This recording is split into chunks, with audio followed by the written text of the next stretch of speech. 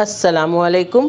आज हम बना रहे हैं क्रंची से मसाला पापड़, जो रेस्टोरेंट में, होटल में आपको आपके ऑर्डर आने तक के दिए जाते हैं। बहुत ही लजीज और जायकेदार लगते हैं। ये बच्चे भी बड़े शौक से खाते हैं। आज आप भी इसे घर पर ट्राई कीजिए, बहुत ही लजीज बनते हैं। करना यह है कि एक तवे पर हल्का सा तवे को ग्रीसी करने के बाद अपने मन पसंदीदा फ्लेवर वाले पापड़ को दोनों जानिब से सेंक कर लेना है। याद रहे कि चम्मच से सेंकना है ताकि आपके ये पापड़ जो है मुड़ने ना पाए, वरना इसे हम डेकोरेट नहीं कर पाएंगे।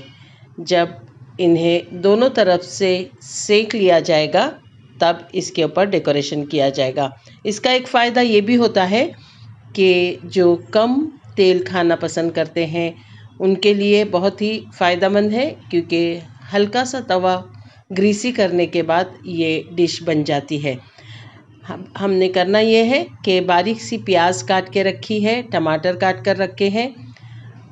पहले हम पापड़ पर लाल मिर्च का पाउडर, चाट मसाला डालेंगे। उसके बाद प्याज, टमाटर और उनके ऊपर नमक छिड़क दिया जाएगा। अगर आप चाहें तो चिली फ्लेक्स का यहाँ पर इस्तेमाल कर सकते हैं, या हरी मिर्च, जो खाना पसंद करते हैं वो बारीक कटी हुई हरी मिर्च काट कर डाल सकते हैं। तो इसके लिए सबसे पहले हमने जब पापड़ सेक लिया तो उसके ऊपर हमने लाल मिर्च का पाउडर डाल दिया, चाट मसाला डाला है। इसके ऊपर हम प्याज और टमाटर डालेंगे और इसके ऊपर नमक छिड़क देंगे हल्का सा। अगर आप चाहें तो काली मिर्च वगैरह का भी इस्तेमाल कर सकते हैं।